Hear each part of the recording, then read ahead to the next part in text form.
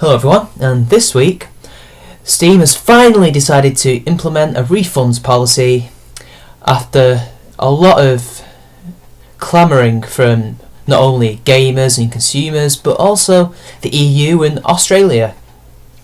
This marks quite an unprecedented move in my opinion, because I had never expected Valve to even remotely consider the possibility of refunds, and I'm actually glad that they have done this. I mean, I will talk about this later, but I think that they haven't gone far enough. But you know what? Let's get down to it. They say, and I quote, Steam has said that you can request a refund for nearly any purchase on Steam for any reason. Maybe your PC doesn't meet the hardware requirements. Maybe you bought a game by mistake. Maybe you played the title for an hour and just didn't like it. It doesn't matter. Valve will, upon request via help.steampowered.com, issue a refund for any reason if the request is made within 14 days of purchase and the title has been played for less than 2 hours. There are more details below. But even if you fall outside of the refund rules we've described, you can ask for a refund anyway, and we'll take a look. You'll be issued a full refund of your purchase within a week of approval. You'll receive the refund in Steam Wallet funds or through the same payment method you used to make the purchase. If for any reason Steam is unable to issue a refund via your initial payment method, your Steam Wallet will be credited the full amount. Some payment methods available through Steam in your country may not support refunding a purchase back to the original payment method. Click here for a full list. Well, it's not too bad, I'd say. I mean, it's a refund policy, and I guess that's all that matters.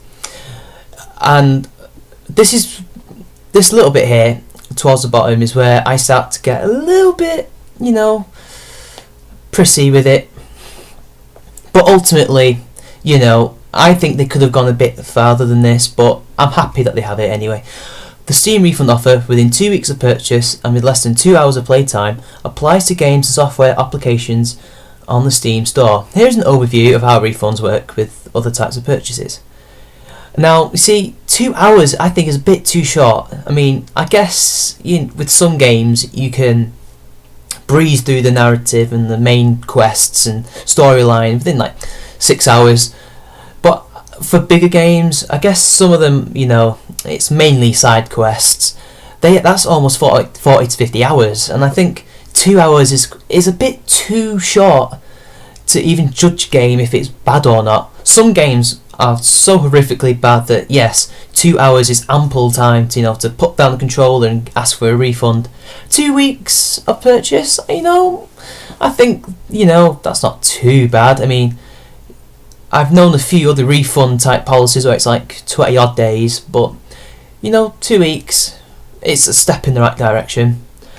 And they discuss other things, like for example, refunds on downloadable content. Steam store content usable within another game or software application. DLC. DLC purchased from the Steam store is refundable within 14 days of purchase, as we've seen, and if the underlying title has been played for less than 2 hours since the DLC was purchased, so long as the DLC has not been consumed, modified or transferred. Please note that in some cases, Steam will be unable to give refunds for some third-party DLC, for example, if the DLC irreversibly levels up a game character. These exceptions will be clearly marked as non-refundable on the store page prior to purchase.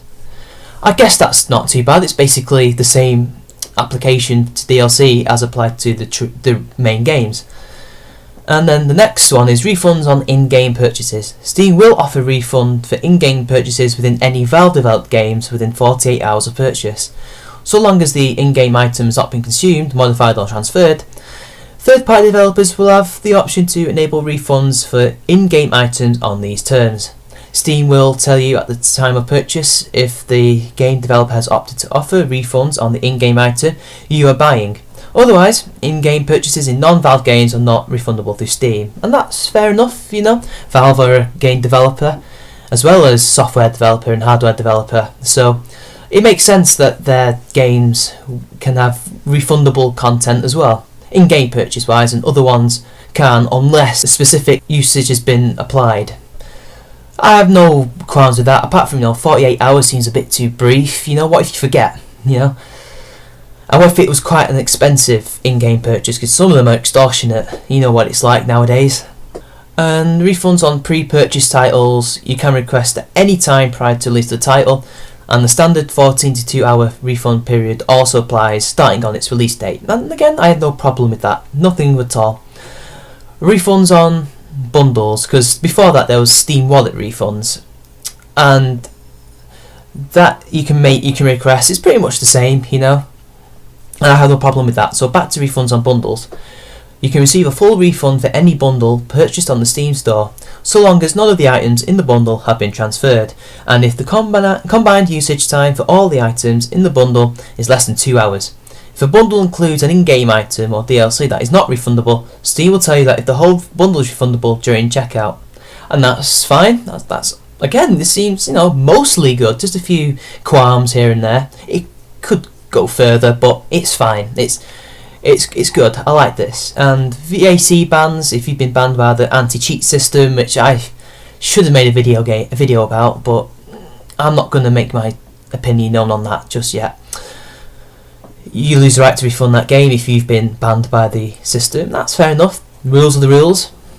Movies, though, I forgot about that. We are unable to offer refunds for movies on Steam. I think that's silly. I think they should be able to. I mean, they sell a limited amount of movies, but still, you should be allowed to refund them. Come on, if you sell them, you should be able to have a refund, and they don't seem to have a reason for that. Unless it's because the movies are entirely third party, they can't, but I don't see why not. Most games on Steam are third party. Oh well, I'm sure they will give a reason someday. Refunds on gifts. We are unable to offer refunds for gifts after they've been redeemed by the recipient. I'm sure they'll work on that in the future. I think that should also have some kind of refund option, especially for the person who has the gift, but oh well. I guess, it's the way it is. Abuse. Refunds are designed to remove the risk from purchasing titles on Steam, not as a way to get free games. If it appears to us that you are abusing refunds, we may stop offering them to you. We do not consider it abuse to request a refund on a title that has purchased just before a sale and then immediately rebuying that title for the sale price. And you can request a refund, obviously, on the help.steampowered.com thing, And the abuse thing, that's fine. If anything, that helps keep quiet the people like Nathan Grayson, and I'll get to him in a minute, who were worried that people will use this to basically use this as a vendetta against gaming devs. Like, I don't know, someone who's really shit on Twitter, he's a bit of an arsehole, they can just buy the game and get a refund as a spite to him, but that should be okay. It should be okay. Now, although most people in the gaming community have been largely appreciative of this, people like Nathan Grayson over at that cesspit Kotaku are not. And he says in one of his recent articles, and he quotes Nina Freeman, "What I find the most insulting is just how little respect Steam seems to have for smaller games," she said. "They also don't let you write reviews for games that you've played for less than 5 minutes. So like, I put Freshman Year on Steam and it barely has reviews because no one wants to play such a sad thing twice, just to write a review. They basically just keep doing things that say they don't care about small games succeeding on their platform, which is bad because they're one of the biggest, most important platforms for releasing games." Well, I'm sorry to say this, Freeman, but judging on your game, Freshman Year, it's not really a game. You have no mechanics to speak of. You basically have released interactive fiction, and well, yes, you can't make a review if you only played 5 minutes of a game. That's a very good policy to have. So the idea that they're not caring about people who have smaller games is ludicrous. Just because you have a smaller game doesn't mean it's better or more honourable than a AAA game. Not at all. We've seen in the recent past a whole spite of problems coming from Steam Greenlight. People like Jim Sterling and Total Biscuit have been attacked by indie devs and indie development corporations because they've given a negative review of their substandard games, who have somehow managed to make it through Steam Greenlight, paid by the consumer, often through Kickstarters, and have been given terrible products that are either broken on release or have just basically not done anything that they said they would do. If anything, this refund policy will protect the consumer from things like that. Surely that's a good thing. But then again, it's not a good thing for Mr. Grayson's cronies, who basically make shit games like this and flood Greenlight, basically pressuring the market to such an extent that there may end up being a crash at some point. Whether or not you agree with Rageaholic, who says there is a crash already happening. If anything, that helps keep the quality of games up, because if less games like yours get developed, and I don't know if it's good or not, but I'm going to assume that games such as, what was that game called again? Like Day One Gary's Incident, for example, I think that's well worth it if I were you. And then he says something ridiculous like, it feels like Steam is always doing things that are based on playtime, which reinforces the idea that games should be a certain length, which is obviously an unhealthy expectation. No. And also, the length is to do with the games, like I've already mentioned before. Some games you can easily get through the story in 6 hours, but the actual meat of the game is side quests that are 40 to 50 hours in length.